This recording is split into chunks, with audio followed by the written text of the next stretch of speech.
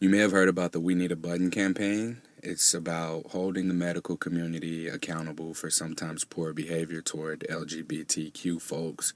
Stigma, shaming, and discrimination happens too often at the hands of health professionals.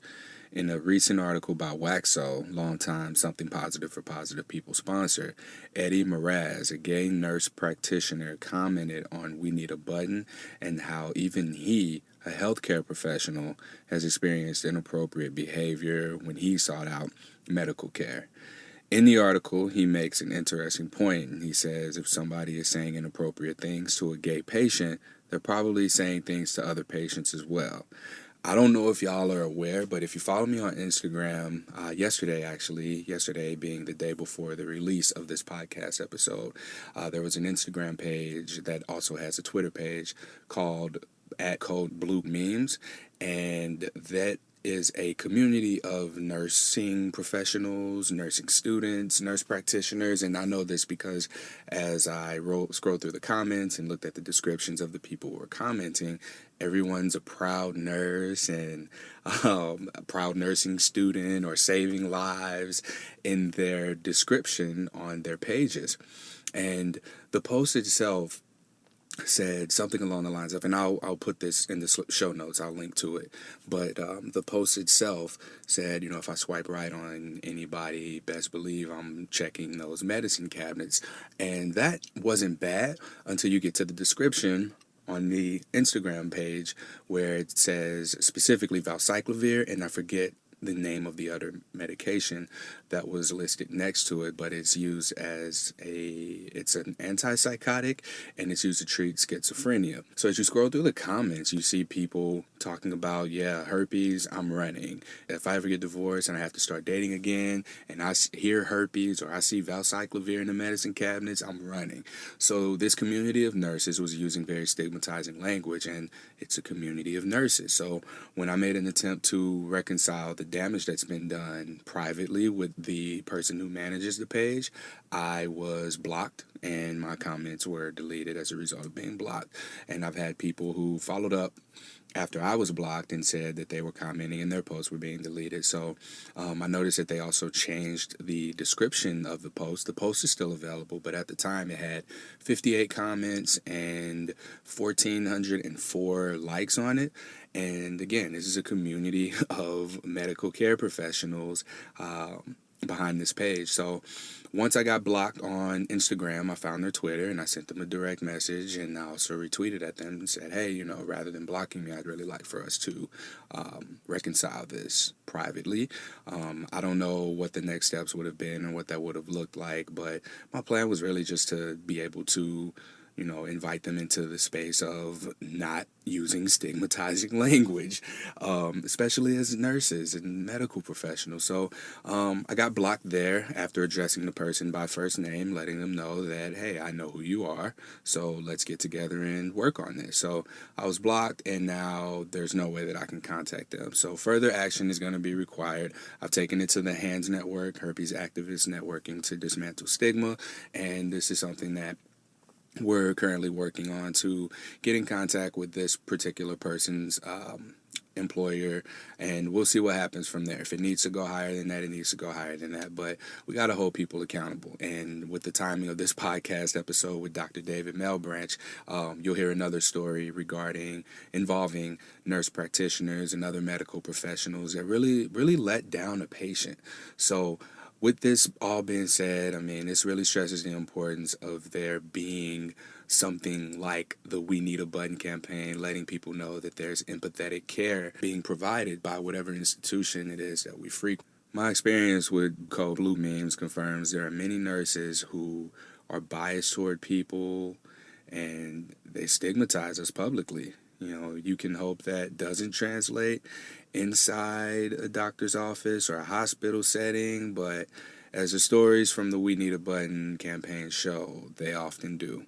So listen to this episode. I will be following up in future episodes or future blog posts, and I'll do everything I can to make people aware of what can be done in order to reconcile this, how you can get involved, or if there's even any involvement needed. But this is the kind of thing that it's useful to me when I go off to STD Engage in November, and I'm able to present in front of the people who can help us with getting more information, more education to the people who are providing people with a diagnosis, because this is just unacceptable.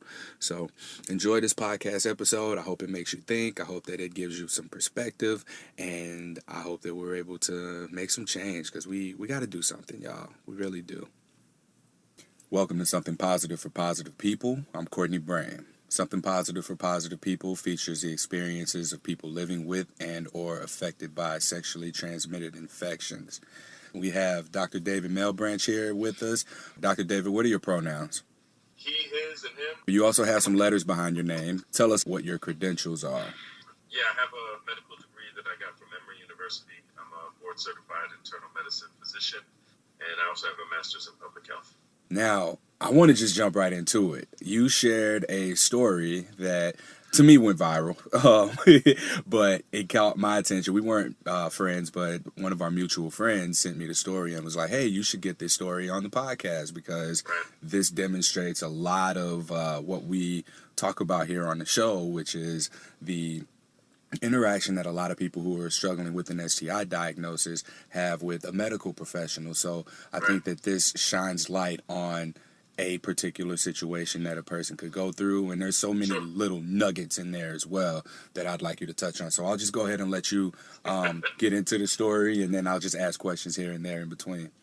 Yeah, so I guess I'll preface it by saying that I'm a medical director of student and employee health at a university down here, Morehouse School of Medicine. I also work at Morehouse College, seeing students over there as well. So, essentially what happened was that I had a student who, during the summer semester, had some sexual encounters with somebody, another dude that he was messing around with, and they had sex without a condom. And so he texted me out of the blue during the middle of an afternoon and was basically like, the guy just contacted me. He told me that he had syphilis. He got tested for syphilis, and his syphilis test was positive, and that I needed to get tested. And so immediately when I heard that, I said, well, according to the CDC guidelines, if you have somebody that says, okay, I've just tested positive for syphilis, you have to track back and get their sexual partners for the previous 3 months. And you not only have to test them, but you have to treat them empirically. And that's just kind of a standard of care with public health, to try to get a jump on any potential transmission, because sometimes it takes about 1 to 2, sometimes even as late as 3 months later, where someone would test positive for syphilis after an exposure. So my immediate reaction was like, well, did you go to our clinic even though the providers aren't there? And then he said, well, the nurses told me they weren't testing until classes started in the fall. And so he got turfed away from that. And then he was doing summer school at another local university. And he went to their student health center, and he was told that he couldn't just get a syphilis test after he told the story. He had to get all the STI screening. And that even though he had private insurance through the school, he needed to actually pay $50 per test, per STI test. And then after he was told that, they said, well, we don't know if we can give it to you here, so we're going to refer you to Aid Atlanta, which is a community-based organization and clinic located here in Atlanta that's actually for people living with HIV. And he's actually HIV negative and on pre-exposure prophylaxis. So the nurses first told him down at the one school. The second school, it was a physician assistant. They told him he couldn't just get tested for the one STI, had to be all of them. And then he told him that it was cost prohibitive, and then referred him to an AIDS organization, even though he's HIV negative, and then said also you could go to the Department of Health. So this is the point where he called me after he got those two answers and said, what can I do? So it was after hours, and I didn't want to refer him to a Department of Health, but I also want him to get treatment as soon as he can, because the contact that he had with this dude that just tested positive for syphilis was from a few weeks ago. So my thought was time was of the essence. He needs to go ahead and get treatment. And the treatment for penicillin whether you test positive or whether you're getting treated for being in contact with someone who tested positive, the standard of care is penicillin. Penicillin is by far and away the best medication for it. There's not really much evidence of resistance, and it still works very well. Now, if you're allergic to penicillin, then you have to think of other things, other treatments which aren't as good. But penicillin is the best treatment. This gentleman not only had insurance, but he also was not allergic to penicillin. So I sent him to a local urgent care center, and I said, with your insurance, you'll probably have to pay a $25 copay, but at least they can get you the shot there, and they can do the testing over there. So then he calls me back, and he says, they gave me some pills for 2 weeks. They gave him the second-line treatment. It's an antibiotic called doxycycline that you take twice a day for 14 days. And so it ends up being 2 weeks to take this medication. And the medication has a lot of side effects, like it makes your stomach upset if you don't take it with food. You get nauseous, all this kind of other stuff. Plus, you just have to take it for 2 weeks instead of just getting one shot and then being done. So I thought it was curious that they were just giving him the second-line treatment automatically. So long story short, we ended up calling back and forth to the urgent care center. And I ended up speaking to somebody and said, well, hey, we have this patient that came in. He's on the phone. We three-waited. And I said, why didn't he get penicillin? He's not allergic to penicillin. He's a contact. And the person said, well, the provider felt that, he could get the doxycycline, the pills, and he can take those for 2 weeks. And I said, wait a minute, are you the provider? Because the student was under the impression that he was speaking to the medical provider. And then the person on the phone said, no, I'm actually the medical assistant. And I said, well, where's the medical provider? Can I speak to them? And that's when the medical assistant said, well, she's doing her notes and she's seeing patients. And I said, well, I'll hold. Can you get her for me? And so she put me on hold and she came back. She said, the medical provider can't see you, but she will call in the prescription for the penicillin shot to the pharmacy. Now, Courtney, I just have to tell you this. Pharmacists don't administer penicillin shots. They're thick shots that have to be administered by a nurse or a physician assistant, nurse practitioner, or a medical doctor. Like somebody has to do that. Pharmacists don't do that in pharmacies typically. And so I knew she didn't know what she was talking about. And I was just kind of rushing to get me off the phone because it was near closing time on a Friday night. So I said, okay. And by this point, the student's getting frustrated, right? He's getting pissed off, like he's been to 3 different places and he's getting this runaround. And he was at the point where he actually asked me, he said, well, Doc, can I just take the pills? Can I just take the pills and just stop all this? And then my attitude at that point was like, no, this is the principle of the matter. They are giving you an inferior treatment that involves you taking a pill twice a day for 2 weeks when they know they could give you a shot. The next morning, so he got some blood tests at the urgent care center. They sent him home. The next morning, he called me and said, they called me and told me the test was negative for syphilis, which doesn't really mean anything. You're still going to treat him. And then she was apologizing to him, but then she said, I still stick by my plan to give you the oral antibiotics. And so at that point, I called a friend of mine who works with the Georgia State Department of Health. And I'm sorry, the first night when he went through all this was a Thursday. So the next day was a Friday. So she worked with the Department of Health, and she actually calls herself the syphilis queen because she's very good at getting everyone navigated in the state of Georgia on syphilis, and she's very positive and passionate about getting things done. And so she said, well, give me his number. And I asked him, I said, is it okay if I give you this woman's number? She'll be able to get you to the right place. So he said, no problem. I just want to get this taken care of. So he calls her, she calls him, they get into contact. She refers him to one of the local departments of health on a Friday.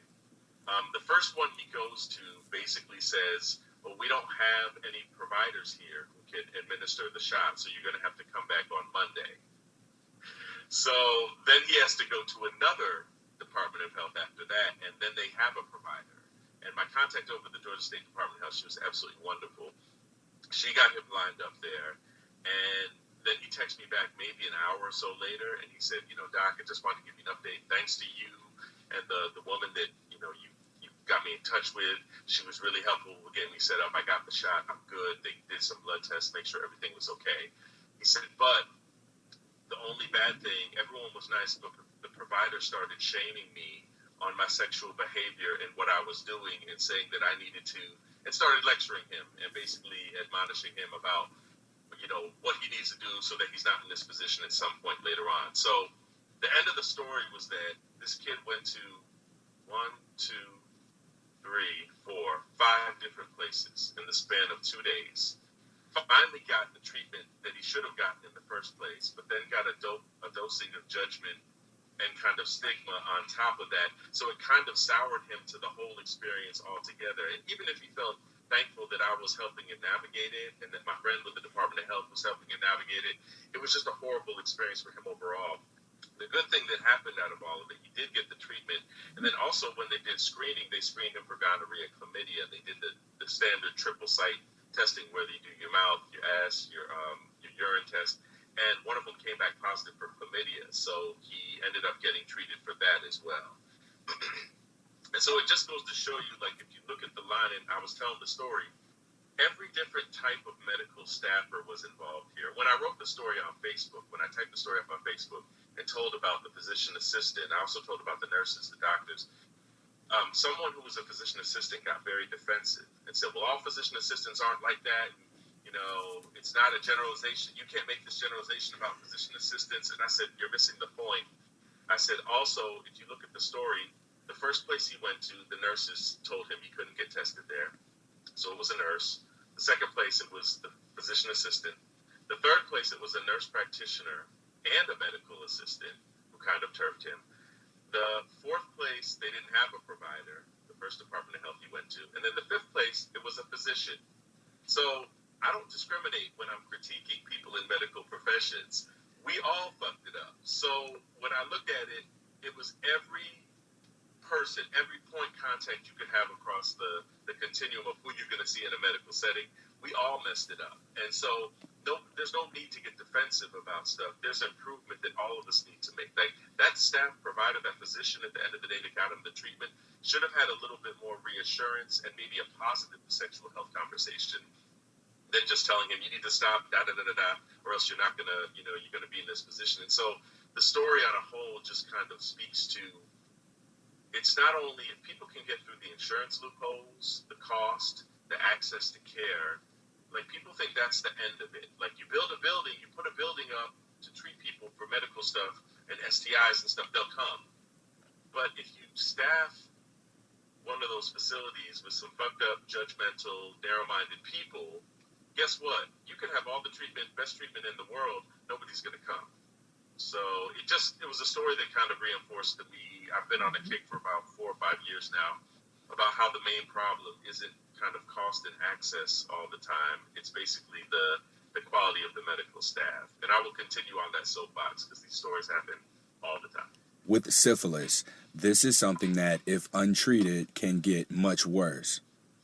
Yes. So syphilis, when it first comes, is an initial stage. And I'm also very clear, like with this gentleman, he didn't have a positive test for syphilis himself, and he wasn't diagnosed with syphilis himself, but he was a contact of someone who had tested positive for syphilis.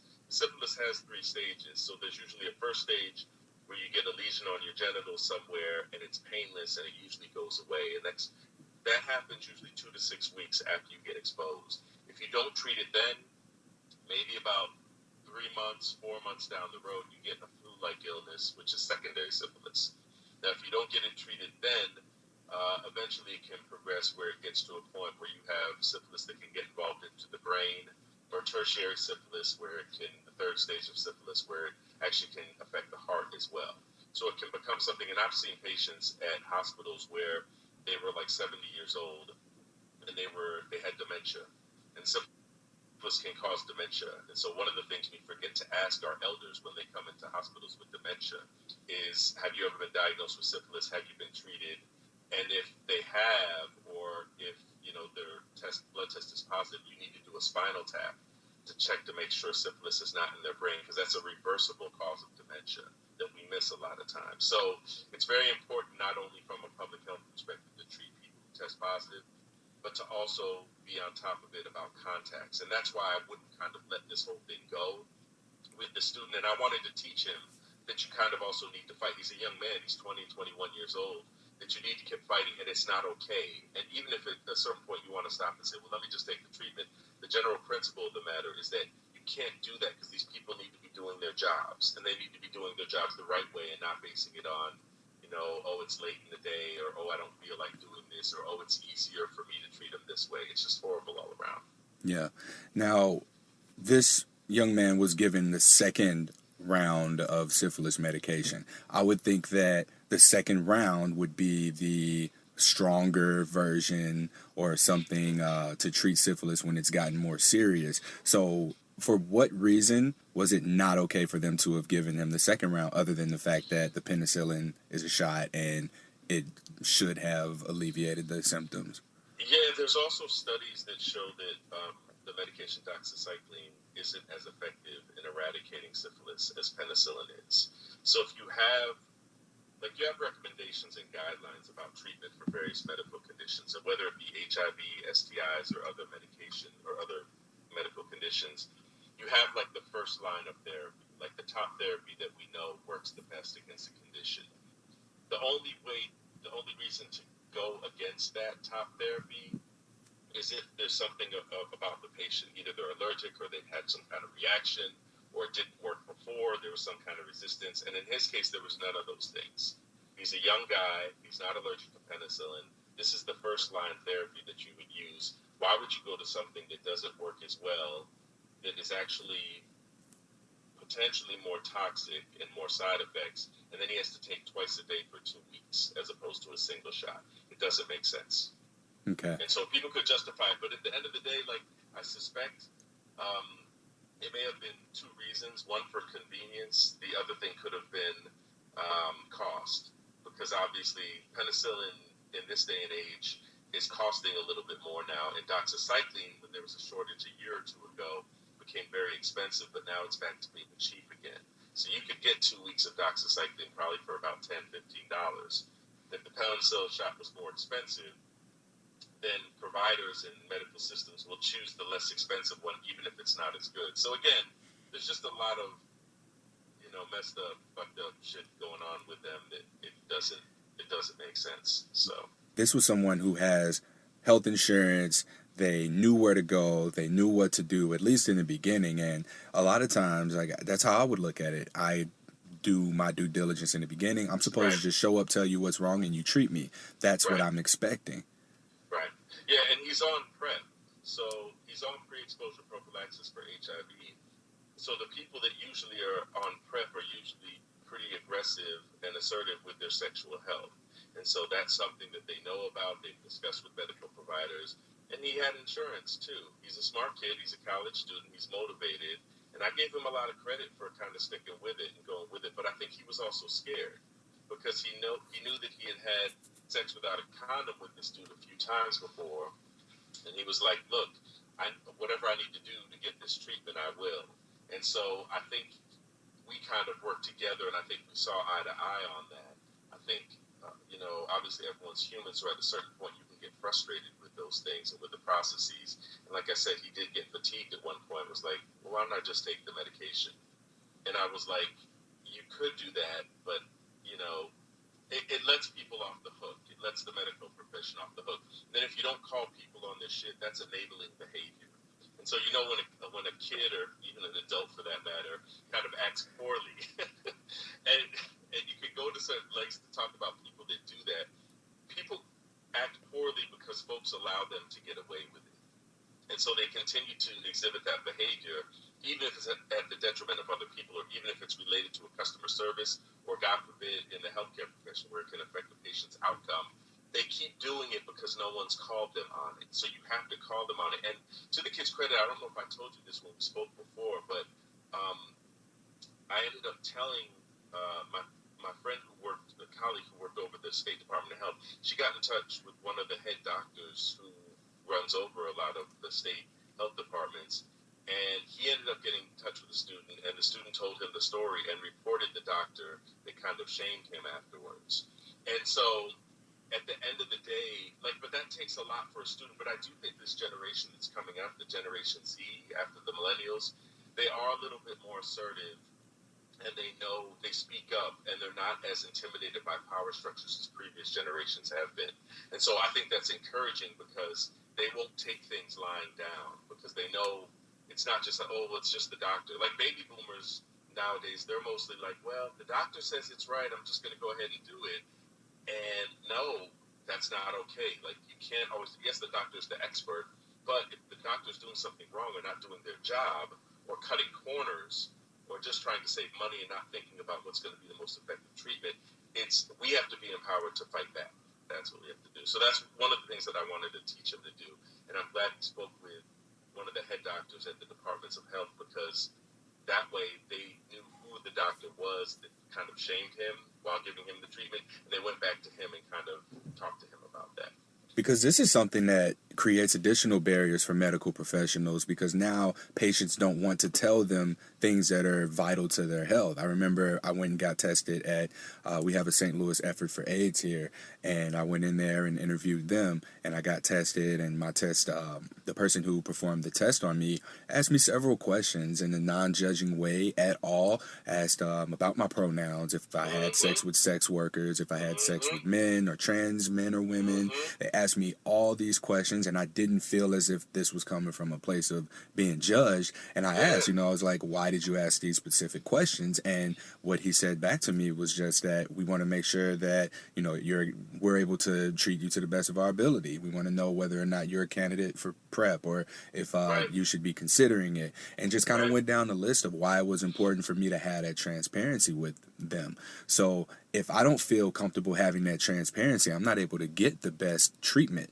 And at the same time, if I'm expecting the best treatment when I come in, and like, you tell me, shame on you because you do this, then I'm going to be hesitant to continue to disclose the things that could potentially save my life, unfortunately.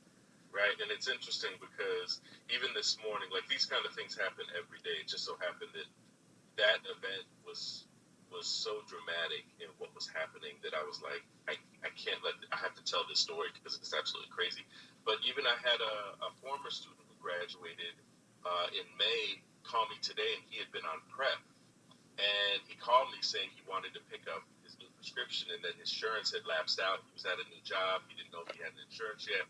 And so I called the pharmacy and I said, well, has he been taking his meds? And they were like, well, doc, he hasn't picked up his prescription for PrEP since you gave him that first prescription in June. And when I spoke to the patient, he said, well, I've been off it for about 2 weeks. So he twisted the truth a little bit. And then I went back to him and I said, dude, what's going on? I said, because they're telling me you haven't picked it up since June. Like, so it's been a little bit longer. And he was like, well, to be honest, doc, I just haven't, picked it up. I've been busy. I haven't had the time. And I just let it lapse. But then he says this. He says, well, I wanted to take it also because I had something happen the other day. And it turns out he had a sexual episode that was without a condom with someone that he knew decently, but he doesn't really trust. And he said, and it happened Saturday night. And I said, oh, well, you need post-exposure prophylaxis then. But what he was going to do was he was going to go and refill his PrEP and then just start taking the PrEP again, as if that would help him. And so I had to remind him, I said, dude, we've talked before. I'm not the judgmental type. I said, so anything that you can tell me, I'll go with. But I don't blame that on him, and I don't blame that on myself, because I know my approach is a pretty open one. I blame it on the medical profession, because the reason why he's so scared to be honest about these things is because he's probably encountered people in the past who have judged him and made him feel horrible and made him feel uncomfortable. And so he would just stop talking. So turns out I just spoke to the pharmacist, because we have a wonderful pharmacy over here, told him, updated him on the situation. He was like, oh, well, I need to call him and get these 3 bits of information, and then we can put him on these meds. You want to put him on them for a month? And I said, yeah. The thing is, too, is that I can't get the labs. Like, if you saw me in my clinic, the protocols that you have to get initial labs, baseline labs for HIV and all that stuff, for post-exposure prophylaxis before you start the medication. And then they take the medication for 4 weeks, and then you follow up on the labs to make sure they're HIV negative afterwards. But I'm not going to wait until he goes to get those labs. When he has to, for post-exposure prophylaxis to actually work, you have to start it within 72 hours of the exposure. So if he was exposed to someone and he's worried about an event that happened Saturday night, he has until Sunday, Monday, Tuesday night. So he has until tomorrow night. So he's about 48 hours now. I'm not going to wait just because I can't get the baseline labs right now. I'm going to start that and opt to protect him from that, since he's coming with that problem right now. And then I just told him, I said, look, dude, you need to do better. I said, I know this system is messed up, and I know people have dropped the ball with you before. I said, but you need to actually go and get some labs this week at a Department of Health or something. I'll send you the links for some stuff. And then you need to follow up in a month. Because for me to just prescribe this to you, even though I've seen you before and I know your labs have been fine in the past, is not the protocol by which we operate. And he kept saying, he would interrupt me before I even said, he was like, I know I need to do better. And he was like, I know I do. He was like, this part of this is on me. I said, he's like, and Doc, I appreciate you not judging me about this. I said, dude, you don't even know my life. So if you looked at my life, you would be judging me up and down and sideways all over the place. So I'm in no position to judge. I said, but you do need to hold yourself accountable, because it can't all be the system. You have to take some accountability for your body, your health at some point. So I think we can always give that message, but it depends on the tone and how you say it.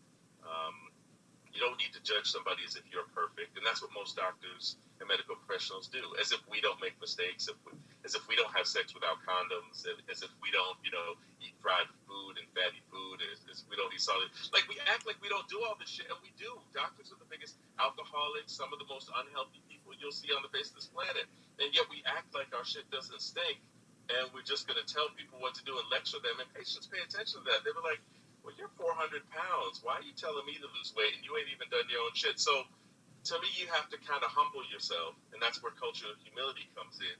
And you realize that I don't know everything, but I'm going to work with you in whatever capacity I can to get the best health of you. So Is there a specific kind of training that medical professionals can go through, or are there any practice courses or something that we can do as sexually active people who aren't in the medical profession, so that we're aware of red flags to watch out for, things that we need to do better in order to advocate best for our own health?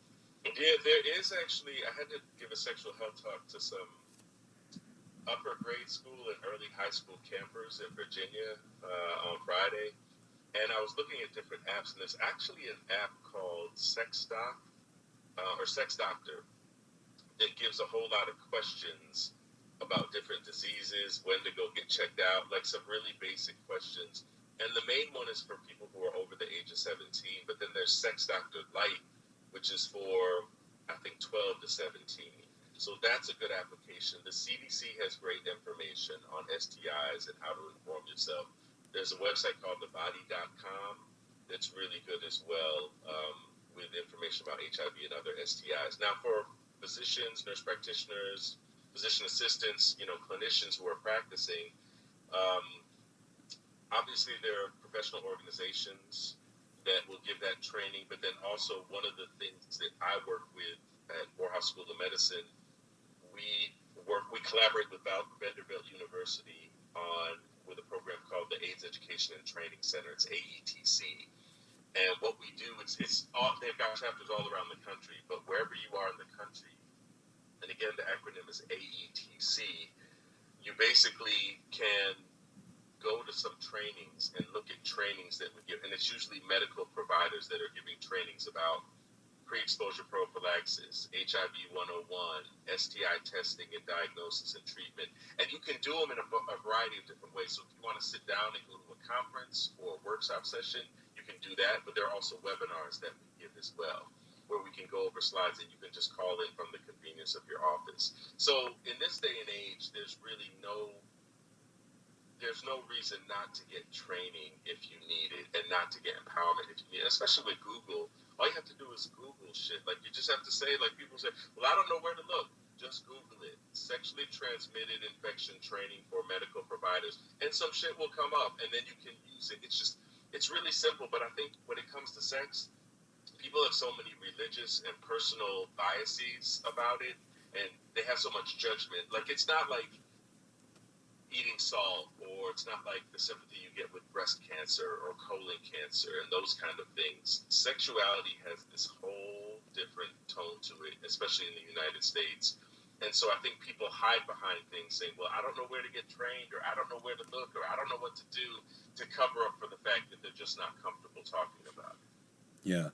Now, going back to like stigma and feeling judgment from your medical provider, this stigma branches out to not only just being judged for contracting an STI, which is already bad enough to a lot of Right. people, but also to your sexual preference, your lifestyle, whether or not you have multiple partners, if you're polyamorous, or whatever the case may be. So, Right. with that understanding of how the stigma is, and from medical professionals, do you have a way for us to know whether or not our medical providers are queer friendly or polyamory friendly or anything like that? Is there a way to determine that we know of? Yeah, not necessarily. Always there's going to be like a trial and error thing. Um, and I remember a long time ago when I was in training in New York City, there was an organization called the Balm in Gilead, which was a religious based organization that was focused on training pastors around HIV and AIDS. And this was like the late 1990s. And I remember the founder, her name was Vanessa Seal, amazing woman. And I sat down and talked with her, and I was like, yeah, I want to do this research study. I was young and real hyper and excited and stuff. And I was like, yeah, I want to do this study about why the church, what the church feels about homosexuality and different sexual lifestyles and different gender identities. And she looked at me and she said, honey, the church can't even talk about heterosexuality without judgment and stigma. She was like, you gotta crawl before you walk. And so I remember that. But to your point, there's no kind of certification that people get that you can see that someone has some training. Now, there is an organization called the Gay and Lesbian Medical Organization, or Gay and Lesbian Medical Association, GLMA, GLAMA. And so GLAMA on their website, I think it's glma.org, they basically have a list of, like, you could put in your zip code and you could find LGBTQ friendly providers. Um, I think that's one of the things. We've also had the American Academy of HIV Medicine, AAHIV. They also have a website where they give providers who are competent in HIV care as well as LGBTQ friendly folks. But it is challenging sometimes, and especially in rural areas in the South where a lot of these epidemics are centered. Um, People don't know about providers, or they can't get access to them because it's too far away. So they're kind of stuck in the situations that they are with people. And so, outside of GLAMA's website, there's not a whole lot that I'm aware of that would help consumers or patients kind of come in and say, how do I know if someone's going to be competent? Sometimes it's just trial and error. And so you literally, but what I will say is that the medical profession is a very conservative profession. So for anyone who's listening or anyone who's a patient and goes into a medical space and you have a sexual problem, understand that if you don't bring it up, the provider more than likely won't ask about it flat out. So if you don't bring it up and the provider's not comfortable, nothing gets done. So the onus is kind of on us as patients and consumers to go into these spaces and bring them up to date. And then if you run into a brick wall, or if you find somebody who's judging you or doesn't want to act on it or examine you or do anything like that, then you ask for another provider. It's in your rights to do that. Can you find somebody else who's a little bit more comfortable, because you don't seem to be comfortable talking about this? And then seriously, you could do that. And then also, it's an opportunity to learn. So I always encourage patients to go in with paperwork. Like, I've had people say, well, I went to my provider to try to get PrEP, and they didn't know what it was. Well, bring some papers or bring it up on your phone and say, well, here's the website. This is what you need to do. Because providers will try to shoot it down. But if you come in with information and knowledge, then they're forced to actually do their job. And it's a shame that it has to be like that, unfortunately. But it's where it is right now. All right. And yeah, thank you for mentioning the part where you say coming in with our own paperwork and having done our own homework as well, because I think we do fear that. You mentioned like this upcoming Generation Z, being not afraid of power structure. Like they'll challenge that. And that's how we all need to be, especially when it comes to our own health, our Mm-hmm. own sexual health. Mm-hmm. We have to do what we can to be safer ourselves and keep our partners safer as Yeah. well. So challenge those power structures. So So challenge those power structures Mm-hmm. and do your homework, do your research. You know your body, advocate for yourself, and don't be intimidated by those power structures. And you know right away as well, if you receive too much pushback or an unwillingness to even look at, for the doctor to even look at the work that you've put into Mm-hmm. making them aware, then maybe it's time for you to start looking elsewhere for a better medical provider. It's hard too because a lot of people don't have insurance or may not have options, so they feel like they're stuck. And there's always a power dynamic in these medical settings where it's like the medical provider has the power advantage, and so a lot of people feel you're not only sick physically and you feel vulnerable, but also there's this psychological disadvantage that you have to get over to kind of fight for what you want. But I think that's good advice. Regardless, you really do have to push for your own agenda. We tend to be very aggressive with our cars. So we'll drop a car mechanic in a heartbeat or the dealership and go and find it something else with our cars because it gets us from point A to point B. But with our bodies, we tend to just be like, okay, I'll accept that. That's fine.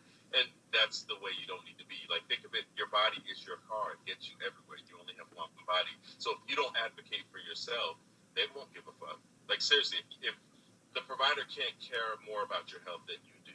So it doesn't, you have to get over whether you're going to seem like an asshole or a jerk, or seem like you're pushy.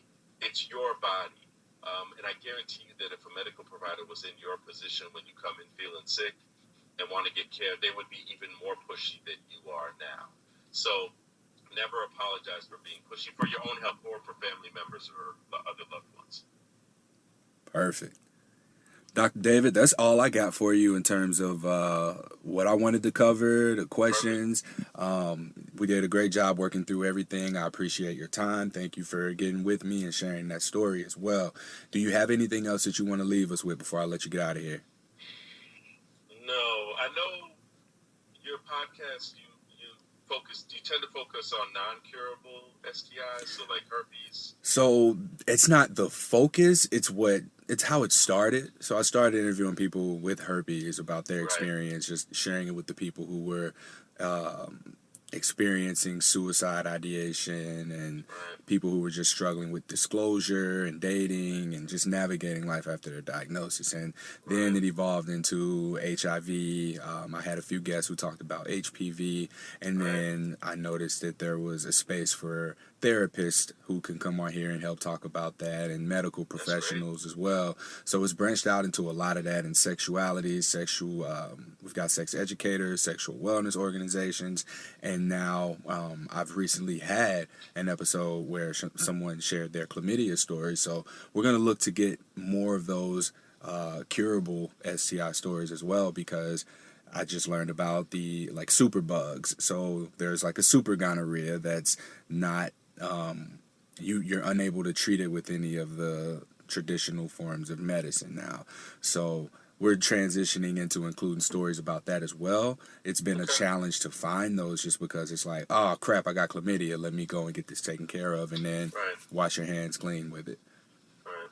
Yeah, it happens a lot. So I think that's great that you're expanding over that. And like I told you, I think we talked over the phone before. Herpes is one of the most difficult ones, and it has a lot of stigma because there aren't a lot of concrete answers to it, and there's not a lot of generalizations you can make. Like, everyone's body is different with it, so it becomes particularly frustrating for people. So, and you have to find the right provider to talk about that. And I think a lot of people probably get it wrong, even more so than with like syphilis and gonorrhea, chlamydia, and HIV. Even I think herpes is such a nuanced discussion. It's not something you could be like, well, here's your diagnosis, take these meds, and okay, take care, God bless. Yeah. You can't do that. It takes a lot more than that. So I'm happy to be on here, and if you need me to come on for any of those other STIs or any other discussions in the future, just let me know. I mean, while we're here now, we do still have some time left if you're available, because Mm-hmm. I would love for us to touch on herpes. So we've recorded 100, and I think this will be the 110th episode of Something Positive for Positive People I've recorded. And a good chunk of people have expressed to me that the person who delivered their diagnosis would give them the news, and in some cases say things like, just wear condoms, you don't have to disclose, herpes is so common, like giving poor advice to a vulnerable person who is looking for a reason to, like, some kind of a loophole or whatnot. Right, So if right. I can easily just say, well, my doctor said I don't have to disclose, all I have to do is wear condoms, then that's an excuse for a person to walk out of there perfectly fine with not disclosing the partners. Yeah, but that's wrong because depending on the state, you can be brought up on charges for herpes. Like even look at Usher and Usher, you know. So, and I always tell people because I remember back in the day there've been tons of stories in the media. The media loves herpes. Right? With regards to pathologizing like celebrities and sports figures. So like you look at Rihanna and Chris Brown, you look at Michael Vick from back in the day. And what I always try to tell people, and I remember one of the posts I did on Facebook that went crazy viral was around the Usher thing. And people were jumping on Usher, the bandwagon with Usher immediately. And I had to tell people, like, do you guys understand that we don't get any details about the kind of tests they got? I said, so we don't know if Usher was this woman's sexual partner, only sexual partner she ever had in her life, which probably wasn't the case. And then, was it a blood test or was it a culture of a lesion or a rash that she had? That's important as well because you can't tell the timing. And it was funny because there were a lot of people who didn't want to get into all those nuances. They just wanted to throw Usher under the bus. Yeah, he probably gave that shit to her because blah, blah, blah. And I said, you have to really look at it. Like, you can't pin it down. Even with Michael Vick, they did the same thing. Well, my blood test came back positive for herpes, and I had sex with Michael Vick. And I was like, well, even if Michael Vick tested positive for herpes, that doesn't necessarily mean that he's the one that gave it to you. You could have had it before him, or you could have gave it to him.